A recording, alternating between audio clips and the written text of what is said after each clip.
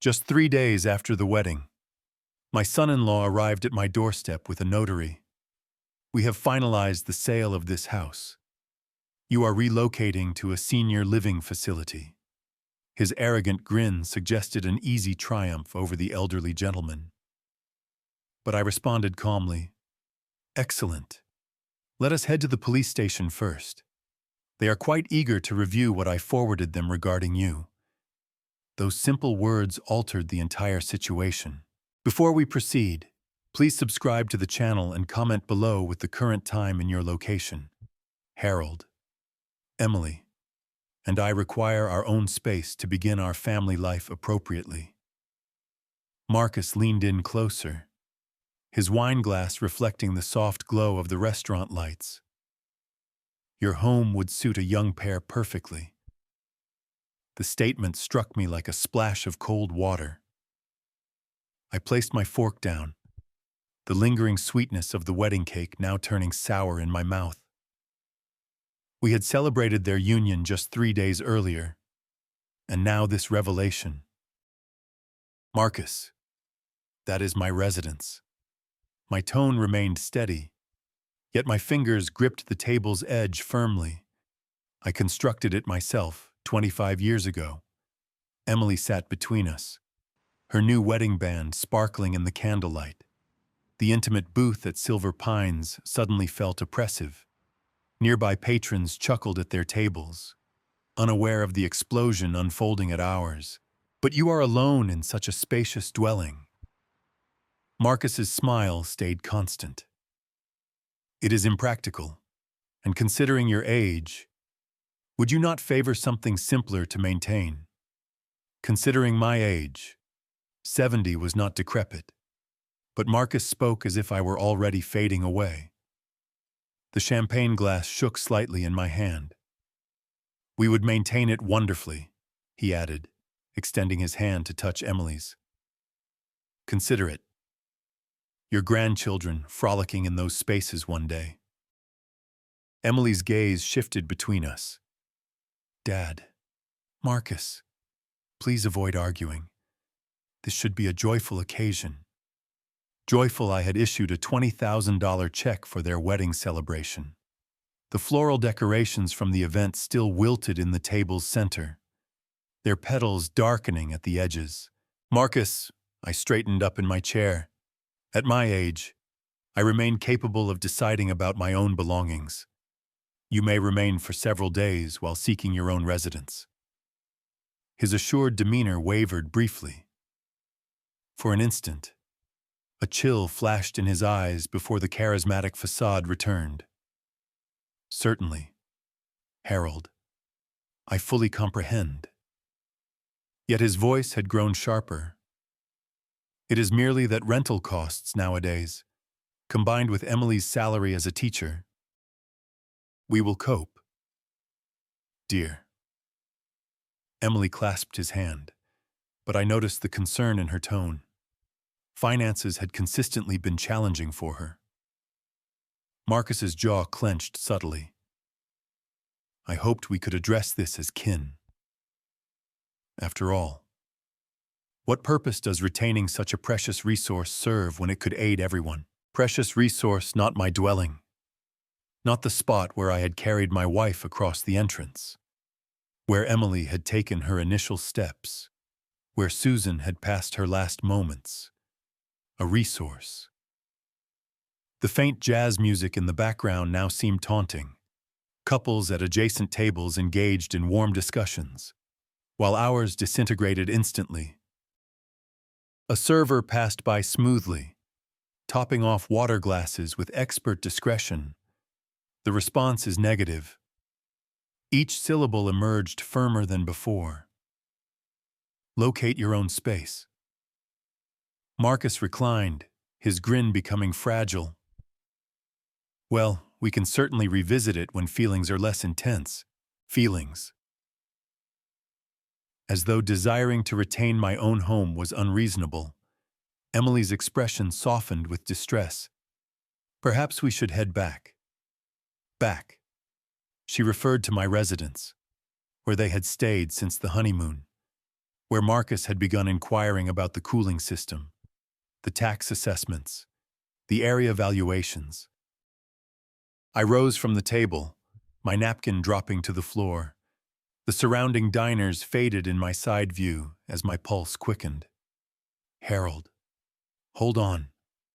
Emily partially stood, but I was already upright, retrieving my wallet from my coat. 3 $20 bills landed on the table with unnecessary vigor. Handle the bill, I stated. I require fresh air. Marcus's words trailed me as I departed. We will discuss this later. Harold, once you have properly considered it. The restaurant's warmth lingered at my back as I moved to the exit, each stride distancing me from my daughter's imploring gaze and my son-in-law's scheming grin.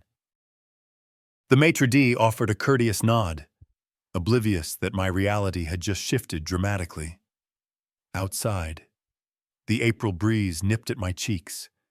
I searched for my car keys, my hands trembling beyond the chill.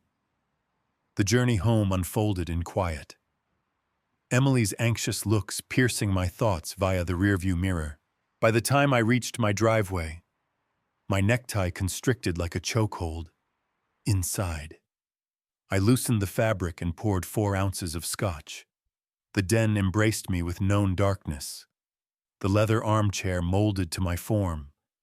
Shelves filled with 45 years of gathered knowledge. Susan's pictures beaming from the desk's edge. I settled into the chair with a sigh. Outside, street lamps cast angular designs across my lawn. My lawn, my residence. The boldness of it still robbed me of breath. $20,000. I had signed that check without pause, witnessing Emily's joy as she outlined her ideal ceremony, the Silver Pines venue, the violin ensemble, the lavish bouquets costing more than some vehicles, all to grant my daughter her flawless day. Now her spouse desired the residence as well. I retrieved my phone, browsing through ceremony images from 3 days prior. Marcus slicing the cake, his palm over Emily's on the blade. Marcus twirling my daughter in dance until she giggled. Marcus grasping my hand, addressing me as father for the initial time. Had he schemed this even then, the scotch scorched, but less than the recollection of Marcus's grin when I declined. As if he anticipated opposition, as if this formed part of a grander scheme. My fingers located the desk compartment, extracting the bound notebook where I recorded vital reflections. Susan had presented it upon my retirement from design work. For all those notions swirling in your mind, she had remarked, April 2025. I inscribed the date meticulously. Marcus Reed requested residence ownership amid wedding festivity meal. Asserts practical issues. References my age multiple times. Emily uneasy yet backing her spouse. The writing instrument weighed heavily in my grasp. What sort of individual behaves thus 3 days post a ceremony I funded? He desires my dwelling, not proposing to purchase it, not recommending sale and division of funds. Desires it delivered as if I am some faltering elder prepared for assisted living. I placed the instrument down and approached the window. The avenue appeared serene. Porch illuminations shining, screens flickering beyond drapes, ordinary households experiencing routine existences, not contending with sons-in-law who discussed precious resources over dessert. Returning to the desk, I activated my computer. Financial summaries, ownership records, coverage papers, figures symbolizing a lifetime of prudent strategy. The residence valued at $500,000, perhaps higher in current conditions. My retirement income and reserves would endure another 25 years, possibly 35 with caution. Marcus somehow knew this. His inquiries during the betrothal had not appeared intrusive then, merely a prospective relative displaying curiosity in kin affairs. Now they resembled scouting. What is your assessment levy like? Harold. This district must possess excellent growth rates. Have you pondered what you will do with this expanse ultimately? I had replied truthfully, pleased with my economic steadiness, eager to demonstrate to Emily's betrothed that she originated from a stable lineage. Susan's image captured the lamp's glow, her gaze appearing to observe as I labored. What would she express about this predicament? She had always excelled at interpersonal dynamics than I, superior at discerning concealed intentions. Trust yet confirm. She often stated, individuals reveal their true selves if you observe closely. I had been overly delighted about Emily's betrothal to observe adequately. Too thankful she discovered someone following her separation 4 years prior. Too relieved she appeared established and satisfied. The notebook remained open, awaiting further notes. I grasped the instrument once more. Marcus Reed, 40 years old, management advisor, asserts to assist minor firms enhance productivity, operates from residence, journeys sporadically for patrons, never cited particular firms or exhibited thorough industry insight during talks. The further I inscribed, the more inquiries arose. What precisely did Marcus perform for employment? I had never witnessed him in a formal workplace structure, never overheard him conducting professional discussions around the dwelling. His earnings appeared sufficient, yet not lavish. However, he had proposed with a 3-carat band that must have cost $25,000. I sealed the notebook and extended for my phone. Tomorrow I would commence posing inquiries, starting with a contact to James Hartley. My attorney had managed Susan's inheritance, understood my fiscal circumstances, appreciated the importance of confidentiality. Something seemed amiss about Marcus Reed. Profoundly amiss. The shopping sacks weighed more than typical as I entered my driveway Friday afternoon. 3 days of uneasy rest since that eatery clash had exhausted me, every shade appearing to conceal fresh dangers to my tranquility.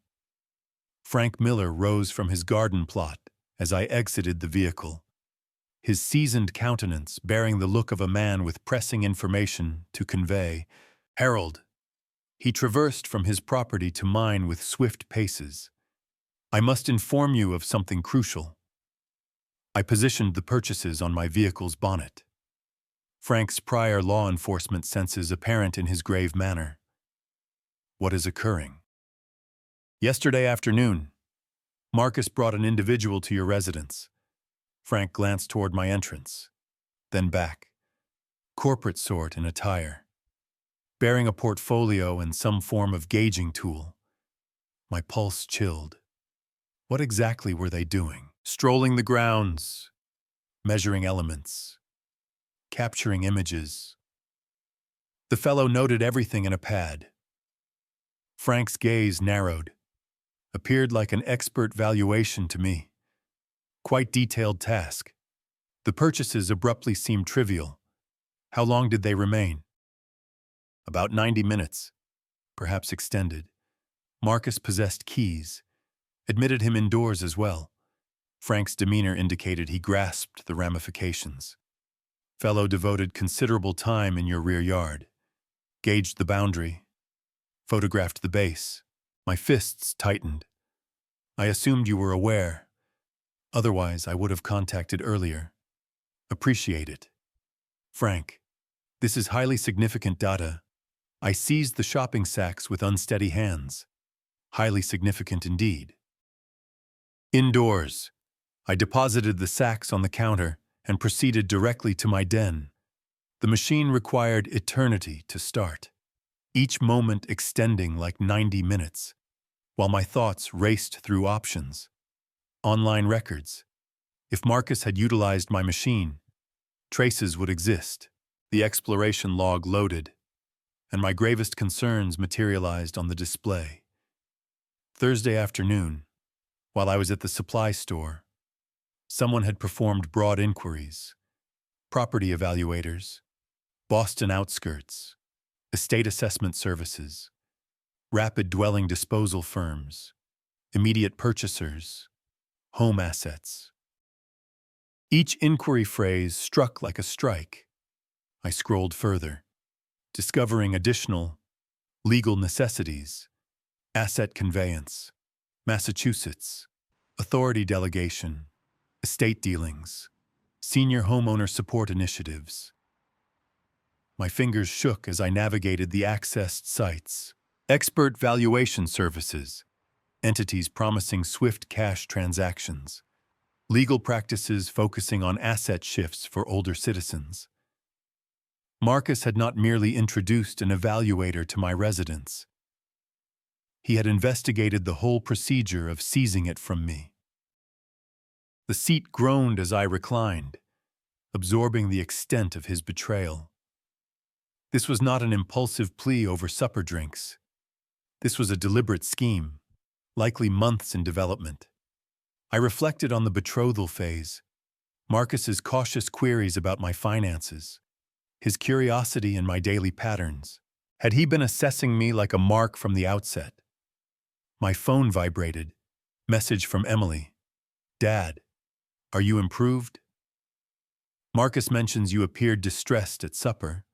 Perhaps we can all converse this evening. Converse. Marcus desired to converse again, likely to submit his sensible offer supported by expert valuations in legal inquiries. I gazed at the display, proof evident as sunlight, with quivering digits. I extended for my phone and contacted James Hartley's number. This exceeded merely desiring my residence. This was organized deceit, and I required expert assistance promptly. James Hartley's firm. This is Lisa. My grip tightened on the phone. Lisa, it is Harold Thompson.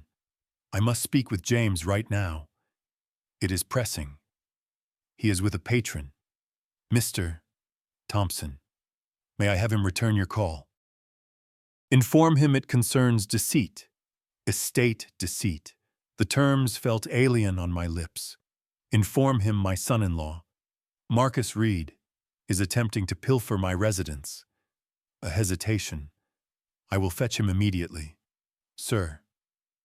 The interval extended infinitely. I paced my den. The exploration log still illuminated on the machine screen like proof of an offense already executed. Harold. James's tone conveyed instant worry. Lisa mentioned something about deceit involving your son-in-law. Marcus Reed. I compelled the name through clenched teeth. He is scheming to seize my residence. James. I possess confirmation he has been exploring how to accomplish it lawfully. The quiet on James's side persisted too long. Marcus Reed. You stated, yes, he wed my daughter 3 days ago, and now he is Harold. I require you to sit. James's expert manner had transitioned to something more critical. Allow me a moment to examine something in my records. I heard keys tapping, documents shuffling, the known noises of James's systematic method to legal issues. But his manner implied this was not standard. Harold, I possess 4 ongoing matters involving Marcus Reed. Each term struck like frigid liquid. He focuses on estate deceit aimed at older homeowners. The space spun around me. Are you indicating he has performed this previously? His method is uniform. Wed into lineages. Earn confidence. Then employ falsified papers to assert asset control. James's tone had become entirely expert, as if reciting from dossiers. The targets are invariably males in their 60s or 70s, always lately bereaved, always with grown offspring who struggle financially. My unoccupied hand located the desk rim for stability, but he just wed my daughter. That is precisely his schedule. Harold. He operates swiftly before targets can respond or obtain legal counsel. Documents shuffled again. How much did you know about his history? Nothing solid. He asserted to be a management advisor. Operated from residence. The confession felt pitiful. We were so pleased Emily discovered someone after her separation 4 years ago. Harold, you are in imminent peril. James's urgency pierced my astonishment. Sign nothing. Grant him no entry to your fiscal papers. Permit him no management of any legal affairs for you. What should I do concerning Emily? She is unaware what manner of individual she wed. First, we assemble proof. Then, we safeguard your holdings. James's manner allowed no dispute. Your daughter's emotions can mend, but your lifetime accumulations cannot be reclaimed if pilfered. I stared at the machine screen at the proof of Marcus's inquiries. He introduced a property evaluator to my residence yesterday. Utilized my machine to explore the legal procedure. That is his routine process. Expert valuation. Falsify conveyance papers. Tainted notary to authenticate the marks. James spoke as if from a manual. Tell me precisely what you have noted. I detailed everything. The eatery request, the evaluator visit, the exploration log, Marcus's inquiries during the betrothal phase, standard method. James affirmed. Harold, I am freeing my calendar. Can you visit my firm first thing tomorrow morning? Bring every paper linked to your asset. Title, testament, coverage policies, financial summaries. Should I contact law enforcement? Not yet. We require unbreakable proof first. James's expertise appeared in every term. Marcus is refined. He has evaded deceit accusations before by asserting the target's voluntarily conveyed asset and subsequently acquired recollection issues. Recollection issues. The suggestion pained, but I comprehended the tactic. One additional matter. Harold. James's tone carried caution. Be extremely cautious near him until we convene. If he suspects you recognize his genuine character, he might hasten his schedule. I disconnected and gazed at my image in the dimmed pane. My son-in-law was not merely avaricious. He was a skilled hunter who had selected me as his subsequent prey. But I had not endured 45 years in design by retreating from challenges. Tomorrow, James and I would commence constructing the matter that would ruin Marcus Reed's illicit profession. As I extended for my secure lock, I heard Marcus's chuckles from the cooking area, and for the initial time since the eatery, I grinned. Let him chuckle while possible. The journey home from James's firm felt extended than usual, his alerts replaying in my thoughts like a damaged disc. Skilled offender, organized deceit, numerous targets. The terms had converted my son-in-law from a bothersome opportunist into something far more hazardous. Marcus's vehicle still occupied my driveway when I arrived. Through the cooking pane, I could observe him and Emily sharing supper, their dialogue lively and relaxed. The common household scene now felt like a bizarre act now that I knew the reality. I entered via the main entrance, offering casual salutations. Marcus's voice echoed from the cooking area, warm and amicable, inquiring about my tasks. The identical voice that had requested my residence 4 days prior. In my den, I secured the entrance and proceeded directly to the wall secure, concealed behind Susan's likeness. The lock 62839, our marriage commemoration, had shielded our most vital papers for 25 years. Inside rested the basis of my life's labor. Asset title from 1990, revised testament from 2024 coverage policies, investment summaries, papers Marcus required to pilfer my heritage. I distributed everything across my desk, examining each sheet with a designer's accuracy. The dwelling title, marked and authenticated, worth $500,000 in today's conditions. My testament, bequeathing all to Emily, revised after Susan's passing. Financial summaries displaying retirement reserves that had required decades to gather. Marcus had entry to none yet. But James's alerts resonated. He operates swiftly, From the cooking area came the noise of plates being removed. Typical wedded pair habits that concealed Marcus's predatory essence. How many other lineages had he penetrated this way? How many other fathers had sat in their dens, realizing too late they had invited a robber into their homes? I extracted my notebook and began recording everything with systematic accuracy. Each dubious dialogue during the betrothal phase, every inquiry about finances that had appeared caring, but was truly scouting. Harold, you must grow weary navigating this large residence alone. Have you considered what you will do with this area eventually? Emily concerns herself about you residing solo. Every remark now disclosed its true aim. Assessment of my susceptibility, evaluation of my connection to the asset, manipulation of my daughter's worry for my well-being. The secure also held Susan's ornaments, including her betrothal band, 3 carats, akin to what Marcus had given Emily. Where had a struggling management advisor obtained $25,000 for a band? I imaged each paper systematically, storing duplicates in various spots. If Marcus somehow accessed the originals, I would still possess confirmation of control. The designer in me understood duplication and reserve systems. My phone sounded. Emily. Dad. Are you all right? You have been so silent since the wedding supper. Her tone carried authentic concern, the same worry Marcus was undoubtedly exploiting. I am fine, dear, just fatigued. Marcus suggests perhaps we should all convene and discuss matters. Resolve the tension. Resolve the tension or present his falsified papers and sham valuations backed by legal preparation and expert readiness. Perhaps tomorrow. I replied. Allow me some repose first.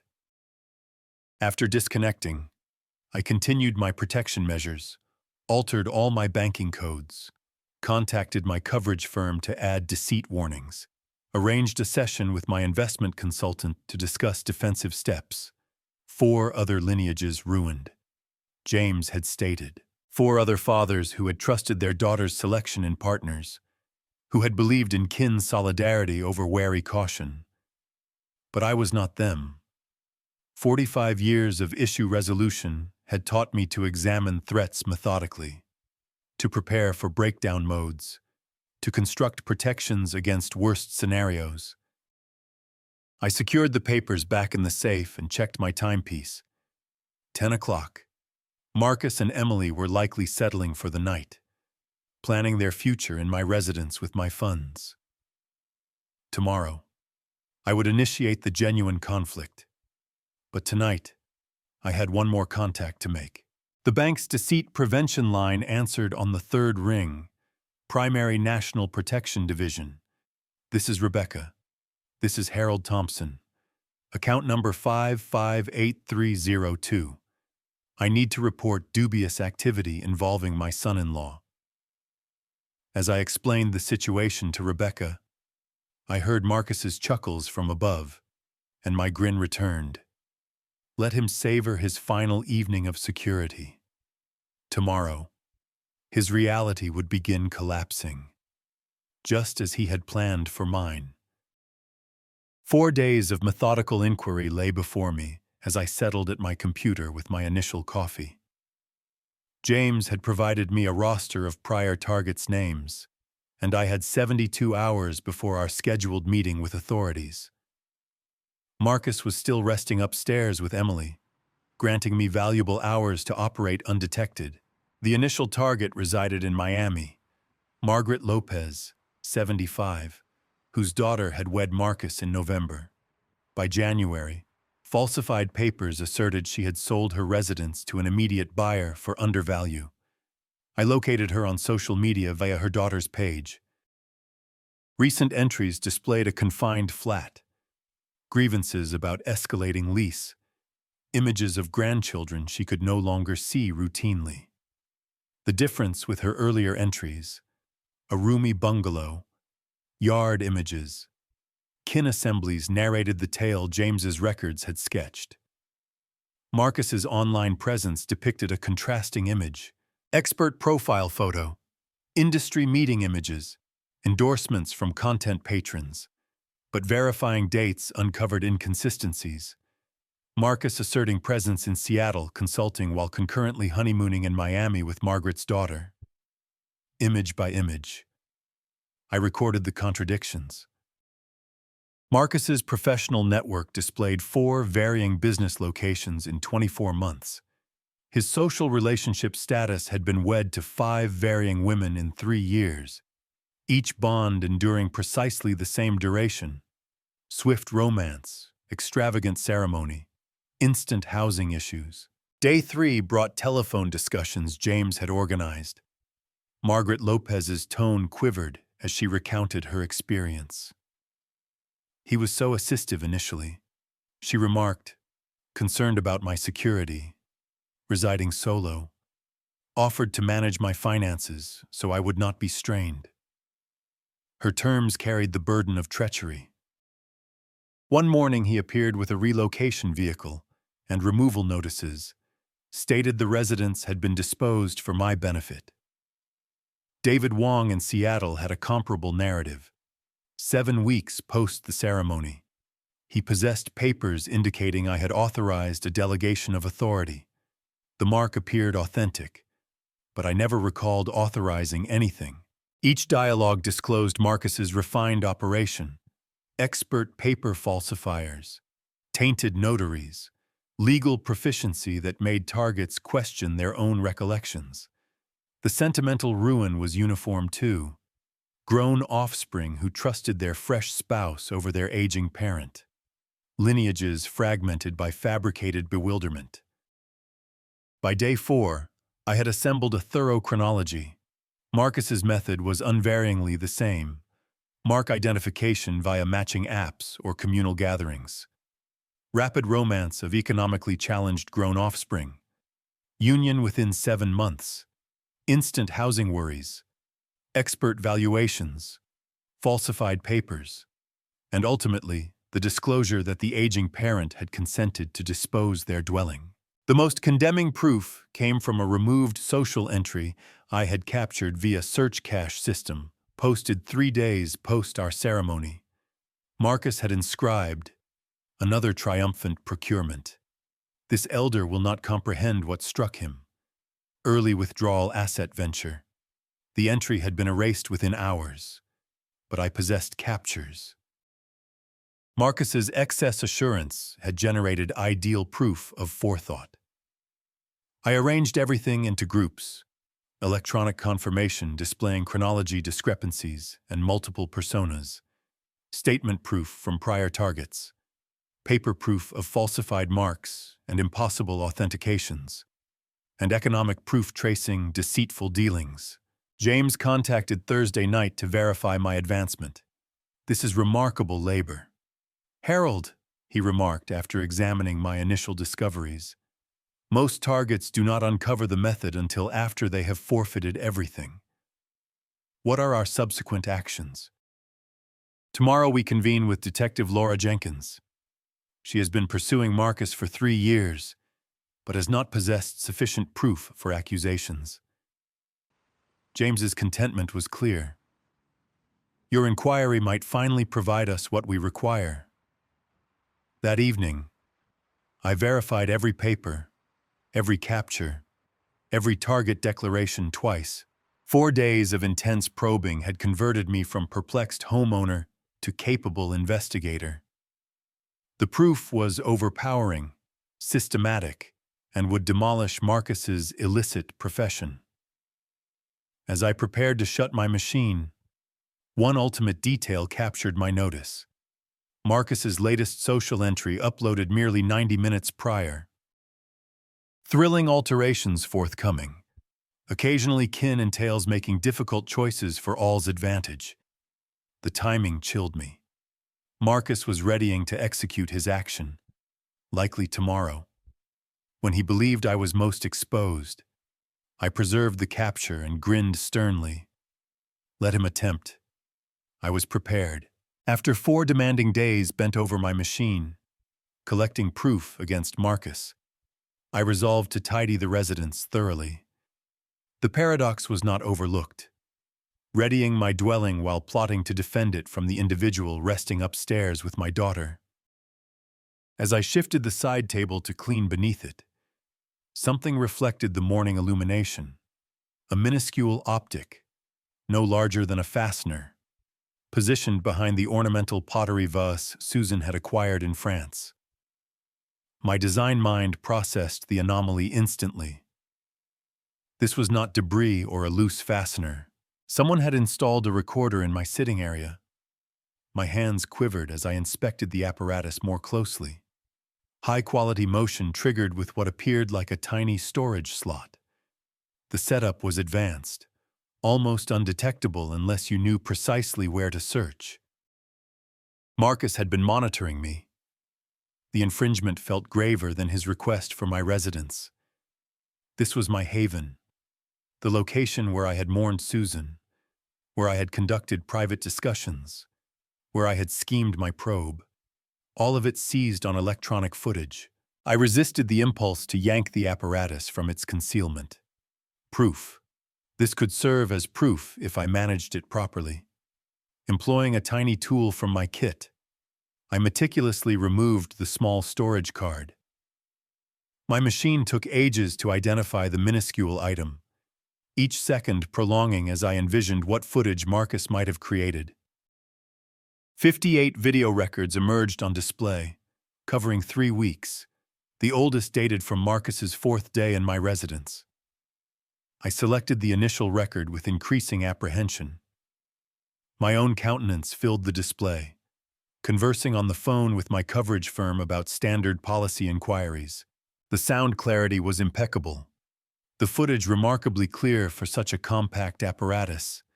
Record after record displayed my daily habits. Morning brew, evening broadcasts, phone exchanges with James about inheritance planning. Marcus had been cataloging my existence, studying my routines, likely hunting for data he could wield against me. Then I discovered what he had truly been capturing. Record 49 showed Marcus himself positioned in my sitting area while I was at the market. He was on his device speaking to someone with relaxed assurance. The elder is entirely credulous. Marcus's tone emerged through my machine speakers with absolute distinctness. By month's conclusion, the residence will be ours. The papers are nearly prepared. I halted the footage, my heart pounding. Here was Marcus's tone in his own terms, admitting illicit purpose. The exchange proceeded. Victor, are you certain the notary imprints will withstand scrutiny? Victor, a name I did not know, but evidently Marcus's partner. These older marks occasionally astonish you, came the response via Marcus's device speaker. He is precisely like the others, arrogant, self-reliant, but ultimately gullible. Marcus's chuckle carried harsh contentment. He actually disbursed 20,000 for our ceremony, made it so simple to appear valid. My sight blurred with fury, every doubt verified, every fear justified. The footage continued, and the daughter. Emily will never trust her dear father over her devoted spouse. She is the ideal shield. Ideal shield. My daughter was not his spouse. She was his excuse. I duplicated the record instantly, creating reserves on various devices. This solitary footage was worth more than 4 days of sleuthing. Marcus's own terms clearly declaring his illicit aims, naming his partner, disclosing his full scheme. Victor Hayes, I learned from additional footage, was the tainted notary who had verified falsified papers for Marcus's prior targets. Device exchanges between them outlined the whole operation: mark selection, paper readiness, kin manipulation, asset shift. But Marcus had committed one vital error. His conceit had led him to debate his offenses in detail, never suspecting that his own monitoring gear would become proof against him. I gazed at my image in the machine display, absorbing the scale of this revelation. The concealed recorder had been intended to grant Marcus an edge, internal data about my safeguards and daily habits. Instead, his excess assurance had delivered me undeniable confirmation of his illicit plot. I shut the machine and extended for my phone. This proof altered everything. It was time to cease probing and commence prosecuting. Detective Laura Jenkins had been James's suggestion for situations precisely like this. As I contacted the authorities department, I finally felt like I was shifting from protection to assault. Marcus's own conceit would ruin him. The Central Authorities station appeared more daunting than I had anticipated.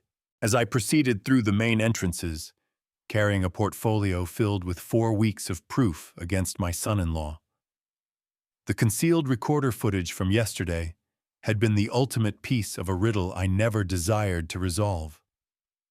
But Detective Laura Jenkins had consented to meet me promptly when I cited Marcus Reed's name. Mr. Thompson, a lady in her 50s neared. Identification evident on her coat. I am Detective Jenkins. Appreciate you coming. Her grasp was solid. Expert. But I detected authentic interest in her demeanor as she guided me toward a questioning chamber. I must confess, I was not anticipating much when you contacted, she remarked, indicating for me to sit opposite her at a steel table. Most older deceit targets possess very little solid proof. I positioned my portfolio on the table with intentional accuracy. Detective Jenkins, I devoted 45 years as a designer. I believe in records. She opened my case and began examining the arranged folders, her brows elevating gradually. Social media captures, target testimonies, economic records, and ultimately, the sound footage from Marcus's concealed recorder. After assessing what you have provided me, she stated after 30 minutes of cautious review, I can observe that this is the most thorough case dossier I have encountered in 18 years. Detective Jenkins turned to her machine, inputting swiftly. We have been pursuing Marcus Reed across 4 states for 10 months. He is sought in relation to at least 15 deceit matters. 15. The figure astonished me. How is that feasible? He is highly skilled at what he performs. Her manner carried expert irritation. Targets are frequently too humiliated to report, and proof is typically inadequate for prosecution. She displayed Marcus's authorities' dossier, showing me a chart with crimson markers indicating spots across Massachusetts, Washington, and Florida. Each marker symbolized a ruined lineage. Well, I am not humiliated, I stated resolutely, and I possess ample proof that I do. Detective Jenkins leaned ahead, her approach transitioning from standard reception to active planning. Mr. Thompson, you could be the essential to finally halting this individual, but it would necessitate your active collaboration in a trap operation. My heartbeat accelerated. What manner of collaboration we require you to behave normally? Permit Marcus to advance with his scheme while we capture everything for proof. She examined my countenance carefully. It means allowing him to believe he is triumphing until we possess him on footage executing the offense. The notion of feigning normality while Marcus plotted against me felt unreal. You desire me to let him think he is succeeding until we possess irrefutable proof of illicit purpose. Your footage is outstanding, but we require him attempting the actual deceit. Detective Jenkins's expertise appeared in her systematic method. It is the sole way to ensure conviction. What about my protection? We will have personnel stationed around your residence. Reaction time under 40 seconds. She extracted a small apparatus, no larger than a vehicle key holder. Emergency trigger. One activation brings instant support. I held the apparatus, sensing its mass. After 4 weeks of assembling proof, the prospect of finally facing Marcus directly felt both frightening and essential. When would this occur based on your footage? Marcus referenced month's conclusion. That grants us 10 days to ready. Detective Jenkins began arranging my proof into official authorities folders. We will need to set up extra capturing gear, coordinate with the prosecutor's office, and instruct our operational group. What about Emily? My daughter is unaware what she has wed. Detective Jenkins' demeanor softened marginally. Kin circumstances are always the toughest part of these matters. But safeguarding your daughter means halting Marcus before he ruins more lineages. I reflected on Margaret Lopez weeping over her forfeited dwelling. David Wong admitted from tension. 15 lineages fragmented by one individual's greed. Detective Jenkins, what do you require from me? Everything you have given me today is an ideal beginning. She rose, extending her hand again. Tomorrow morning, my technical group will visit your residence to set up monitoring gear. By tomorrow night, we will be prepared for Marcus's next action. As she escorted me to the station departure, I felt the burden of our schemes settling on my shoulders. 36 hours to psychologically ready for the most vital dialogue I would ever have with Marcus. Mr. Thompson, Detective Jenkins remarked at the entrance. In 18 years of authorities' labor, I have never witnessed a target reverse the situation this thoroughly. Marcus Reed has no notion what is approaching. I drove home knowing that my peaceful retirement had just become the concluding section of an offender's profession. The residence felt altered as I proceeded through the main entrance, knowing that within 36 hours it would be converted into a offense location. Detective Jenkins's technical group would arrive at 9 a.m. to set up their gear, and by night every term Marcus uttered would be captured for proof. I had one evening to psychologically ready for the act of my life. Emily and Marcus were absent for the night, granting me valuable hours of isolation to process what awaited. I sat in my den, encircled by the proof that had brought me to this juncture, and attempted to envision tomorrow's dialogue. Marcus would submit his falsified papers with rehearsed assurance. I would need to respond naturally, astonished, perplexed, gradually overcome. The act had to be persuasive enough that he would disclose his illicit techniques on footage. Morning arrived too swiftly. At 9 a.m., precise, 4 unmarked vehicles entered my driveway. Detective Jenkins emerged from the primary vehicle, followed by technical experts carrying gear cases. Mr. Thompson, we will have everything set up within 5 hours, she declared, directing her group toward my residence. After that, we practice. I observed with intrigue as the experts labored with precise accuracy. Tiny recorders appeared throughout my sitting area and cooking space, each apparatus smaller than $50 and entirely invisible once placed. Sound gear followed, focused microphones that could seize whispered exchanges from across the chamber. These recorders capture in superior high clarity, the chief expert explained, adjusting an optic behind an image frame. The sound system eliminates ambient noise automatically, unless Marcus specifically searches for monitoring gear. He will not detect anything. Detective Jenkins handed me a listener no larger than an auditory aid. Direct linkage with our oversight station. We will be able to direct you if needed. Where will you be located? Portable command unit opposite the avenue. Personnel in adjacent dwellings. Reserve group 3 blocks distant. She showed me a device displaying multiple recorder angles from my own sitting area. Reaction time will be under 40 seconds if you employ the emergency signal. By 1 p.m., the setup was finished. My known dwelling had become an advanced capturing studio, every surface hiding gear worth thousands of dollars. Now we practice, Detective Jenkins declared. For 3 hours we rehearsed probable scenarios. An investigator portrayed Marcus while I practiced natural replies to his manipulation strategies. Recall your safety is our primary concern, Detective Jenkins stressed. Do not attempt to ensnare him. Permit him to reveal his criminality naturally. Just be yourself. Be doubtful. Pose the inquiries any sensible individual would pose. So, Harold, we need to address the residence conveyance paperwork, the investigator stated, role-playing Marcus's probable method. I am not interested in conveying anything. I responded, ideal.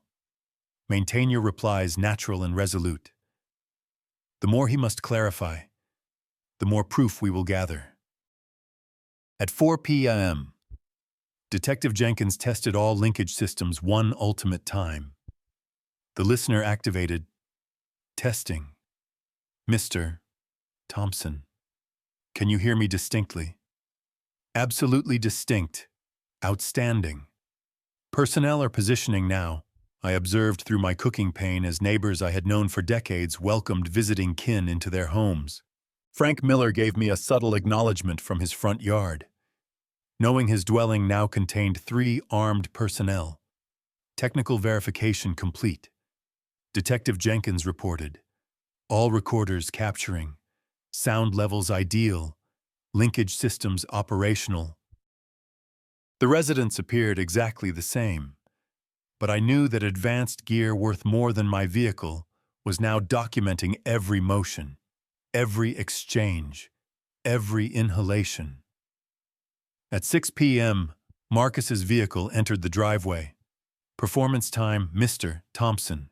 Detective Jenkins's tone whispered through my listener. Recall, we are right here with you. I touched the emergency trigger in my pocket and observed through the front pane as Marcus approached my entrance, carrying a folder that undoubtedly contained falsified papers with my mark. He rapped with cheerful assurance, completely unaware that his next dialogue would be his last, as an unbound individual. The entrance bell sounded at precisely 3 p.m., and I felt the slight vibration from the linkage apparatus in my pocket. Detective Jenkins's indication that all capturing gear was operational. Through the pane, I watched Marcus ascend my front stairs with another individual carrying a hide portfolio, both wearing assured grins that I now recognized as predatory. This was it. The instant 4 weeks of probing had been building toward. I opened the entrance with rehearsed composure. Marcus, and you brought a companion. Harold Marcus's zeal appeared authentic, which made his betrayal even more chilling. This is Victor Hayes, certified notary official. We have marvelous news about your housing circumstance. Victor Hayes looked precisely like a corrupt functionary, mid-50s, excessively proper, carrying himself with false power. His grasp felt like contacting a serpent. Mr. Thompson, such a delight, Victor remarked, his tone dripping with fabricated sincerity. Marcus has informed me so much about your distinctive conditions. They settled into my sitting area with dramatic assurance, Marcus spreading papers across my side table like he controlled the spot. The hidden recorders captured every motion, every sneer, every calculated action. Harold, I have astonishing news, Marcus declared, his tone carrying the same inflection he had used when proposing to Emily. We have just finalized the disposal of this residence. You are relocating to a charming elder center. It is all organized. I examined the papers with designer's accuracy, noting the expert quality of the falsifications. That is intriguing. Marcus, who exactly did you dispose my residence to a marvelous young kin? They are compensating well above value. Marcus's grin never faltered. Victor here has all the legal papers.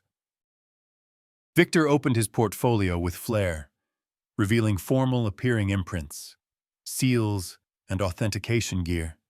Mr. Thompson, these papers show the finalized disposal of your asset. Everything is legally enforceable and properly authenticated. I do not recall consenting to dispose my residence. Mr. Hayes, occasionally older persons forget these vital arrangements. Victor responded with rehearsed belittlement. The paperwork clearly displays your mark and agreement. Ideal. They were establishing the whole deceit scheme on footage using the exact phrasing Detective Jenkins had forecasted. Well, this is certainly unforeseen, I remarked, maintaining my role as perplexed elder target. Perhaps we should drive to the authorities' station first, just to ensure everything is appropriate. Marcus's assured demeanor wavered for just an instant. The authorities' station. Why would we need to go there? They are quite eager about the data I forwarded them about your prior residence disposals. The room's atmosphere seemed to drop 15 degrees. Marcus's countenance paled, while Victor shifted restlessly in his seat. What do you mean by prior disposals? Marcus's tone had lost its assured inflection. I mean your activities in Miami, Seattle, and 4 other cities. Marcus, the authorities have been searching for you for quite some time.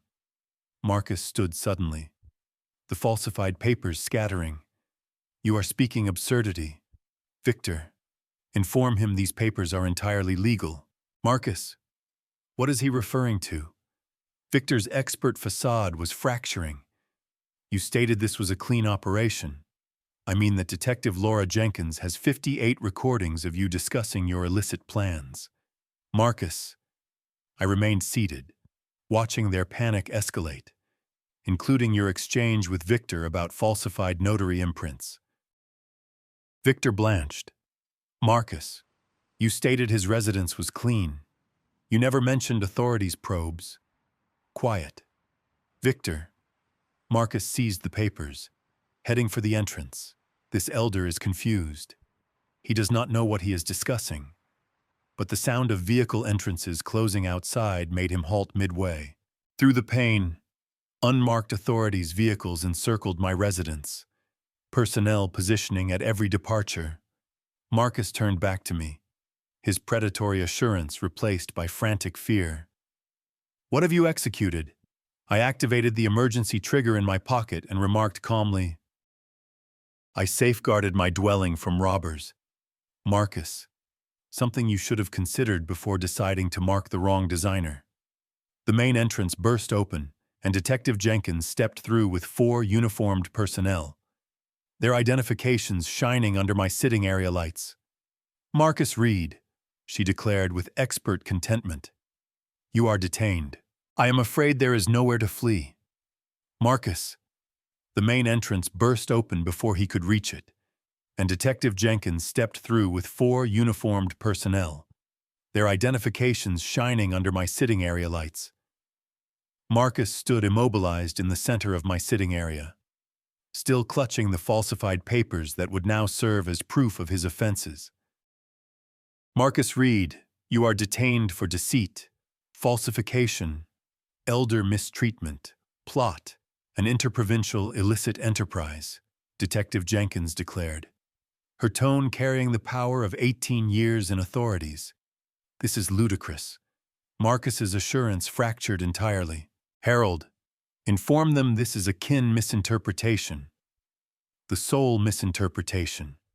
Marcus was thinking you could pilfer my residence. I remained seated, watching equity unfold with designer's accuracy. Victor Hayes had already elevated his hands in capitulation, his portfolio open to reveal the tools of their illicit trade. Personnel, I desire to collaborate fully, he remarked, his tone quivering. I did not know about his prior offenses. Mr. Hayes, you are also detained, Detective Jenkins responded. Your collaboration will be recorded in your dossier. Victor, say nothing. Marcus yelled as personnel moved to secure him. They cannot confirm anything, but they could confirm everything. The monitoring recorders had captured every term, every motion, every condemning admission. As Marcus elevated his hands for restraints, I felt the contentment of an intricate design project reaching triumphant conclusion. Sir, we require you to surrender those papers. One personnel commanded. Marcus's last act of resistance was attempting to shred the falsified papers. 3 personnel stopped him promptly, preserving proof that would send him to national incarceration. "These papers are private kin business," he protested. "They are proof in multiple serious offenses across 4 states," Detective Jenkins corrected, carefully gathering each paper for the proof chain. Through my front pane, I watched neighbors assembling on the walkway. Frank Miller stood in his yard with arms folded, nodding endorsement. The quiet suburban avenue had become an offense scene, and the whole community was witnessing Marcus's downfall.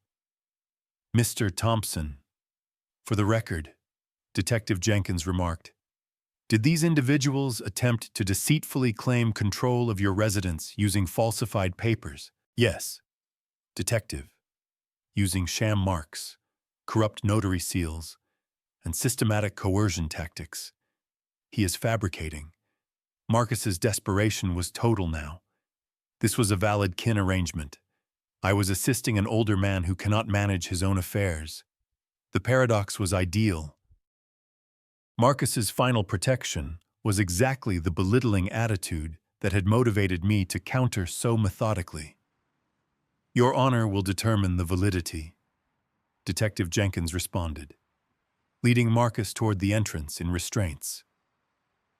Victor's collaboration began promptly. "Personnel. I possess data about other operations, other marks Marcus was exploring. I desire to help avert more offenses. Wise selection. Mr. Hayes." Detective Jenkins remarked, "Full collaboration might reduce your sentence from 18 years to 6. As the authorities' vehicles loaded their captives, news vans began arriving. Word had spread swiftly through the district that a major deceit operation had been exposed by an older resident's sleuthing. "Mr. Thompson," a journalist called from behind authorities' barrier, "how did you uncover this illicit scheme?" 45 years of design taught me to analyze issues systematically. I responded, "When something does not make sense, you probe until it does." Detective Jenkins returned as the gathering dispersed. "Remarkable labor. Mr. Thompson, this detention closes matters in 6 states. You have probably saved scores of lineages from similar deceit. What occurs next?" "Hearing in about 10 weeks. With your proof and today's footage, conviction is practically assured." She handed me her contact. "The district prosecutor will desire to discuss your testimony, but this matter is as sturdy as they come." I looked at my residence, finally secure again, no longer threatened by illicit hunters. The monitoring gear would be removed tomorrow, returning my dwelling to normal. But I would never be the same individual who had been surprised by Marcus's request 4 weeks ago. "Detective Jenkins," I remarked, "thank you for believing an old man's doubts were worth probing." "Mr. Thompson," she responded with authentic respect, "you did not just aid yourself. You halted a career offender who was ruining lineages across the nation. That is something to be proud of." As the last authorities' vehicle vanished down my quiet avenue, I realized that while this conflict was won, the struggle for equity was just commencing. Marcus's hearing would be the concluding chapter in a narrative that started with his arrogant request for my residence. But tonight, for the initial time in weeks, I would rest peacefully in my own bed, in my own residence, protected by my own intellect and resolve. 10 weeks had passed since Marcus's detention, and I ascended the marble steps of the Suffolk County Courthouse, carrying the same portfolio that had helped convict him. The summer morning was fresh, June sunlight warming my cheeks as I prepared for the ultimate confrontation. Detective Jenkins waited by the courthouse entry, and she grinned as she saw me approaching. "Ready for the concluding section, Mr. Thompson?" she inquired. "More than ready," I responded, feeling the weight of equity in my portfolio. Inside, the courtroom hummed with activity.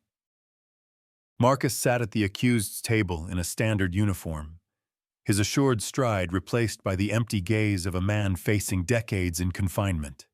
Victor Hayes had already admitted guilt in exchange for testimony against his former associate. But the most vital sight was Emily sitting in the front row behind the accusation table. She had filed for separation within 10 days of Marcus's detention, reclaiming her original name and her self-respect. When our gazes met, she smiled with the same warmth I recalled from her youth. Judge Michael Roberts called the court to order. Ladies and gentlemen of the panel, we are here today to determine the guilt or innocence of Marcus Reed on charges of interprovincial deceit, falsification, elder mistreatment, and illicit plot. The accuser's opening declaration laid out Marcus's illicit domain systematically. 15 targets across 6 states, over $3 million in pilfered asset, a method of targeting older homeowners through marriage deceit spanning 4 years. The proof will show, the accuser concluded, that Marcus Reed is not an opportunistic offender, but a systematic hunter who ruined lineages for personal gain. Marcus's protection counsel attempted harm control. Ladies and gentlemen, my client made unwise choices, but he is not the orchestrator the accusation claims. He was manipulated by others into these regrettable situations. I almost chuckled. Even facing extended incarceration, Marcus could not accept accountability for his own actions. The accusation's case unfolded with numerical accuracy. Target after target testified about Marcus's identical methods: swift romance, instant housing concerns, falsified papers, corrupt authentication, and lineage destruction. Margaret Lopez from Miami spoke through sobs about losing her dwelling of 45 years. David Wong from Seattle described the tension-induced cardiac event that followed his removal. Each narrative was identical. Each lineage devastated by the same systematic hunter. Then came the sound footage from Marcus's own monitoring recorder. The courtroom fell silent as his tone filled the chamber. The elder is entirely credulous. By month's conclusion, the residence will be ours. Marcus's countenance crumpled as he heard his own terms condemning him. There was no protection against his own captured confession. "Mr. Thompson," the accuser called, "please take the stand." I walked to the witness area with steady strides, feeling the weight of not just my own matter, but all the lineages Marcus had ruined. "Mr. Thompson, please describe the events of April 26th. The accused arrived at my residence with falsified papers claiming I had disposed my asset. I said clearly. He demanded prompt removal and threatened elder placement if I did not comply. "How did you respond?" I suggested we visit the authorities station where I had already reported his illicit activities based on 4 weeks of probing. Marcus's counsel attempted interrogation. "Mr. Thompson, is it not possible this was simply a kin misinterpretation, counselor?" I responded with designer's accuracy. Systematic offenders who mark older targets across multiple states do not create misinterpretations. They create national matters. The courtroom erupted in subdued laughter. Even the judge grinned. After 3 days of testimony, the panel deliberated for less than 4 hours. The decision was unanimous, guilty on all counts. Judge Roberts' sentencing was prompt and severe. "Mr. Reed, you have systematically marked vulnerable older citizens for economic exploitation. This court sentences you to 15 years in national incarceration with full compensation to all targets." Marcus's limbs weakened as the officer approached with restraints. The assured hunter who requested my residence 3 months ago was now a shattered individual facing more than a decade behind barriers. Victor Hayes received 6 years with possibility of release. His collaboration noted but not pardoned. Outside the courthouse, Emily embraced me firmly. Dad, I am so proud of how you protected not just yourself, but all those other lineages. Dear, you loved someone who deceived experts for years. That shows your kind heart, not poor discernment. How can you forgive me for introducing him into our lives? Because you are my daughter, and you deserve someone who values the wonderful person you are. Detective Jenkins joined us on the courthouse steps. Mr. Thompson, this matter will be taught in authorities' academies. You have shown that age brings wisdom, not susceptibility. As Emily and I drove home together, she reached over and squeezed my hand. Dad, what is next for you? I thought about presentations for elder deceit prevention, about assisting other targets find their voice, about using my design mind to solve problems beyond just my own. Whatever comes next, I said, I know I can handle it. At 70, I had learned that protecting kin requires not just love, but strategic thinking, careful preparation, and unwavering determination. Sometimes that combination is exactly what justice needs most. My residence was safe. My daughter was healing. And Marcus Reed would spend the next 15 years remembering the old man who refused to be his target. If you enjoyed this story, please like this video, subscribe to the channel, and share your thoughts on the story in the comments. To hear the next story, click on the box on the left. Thank you for watching.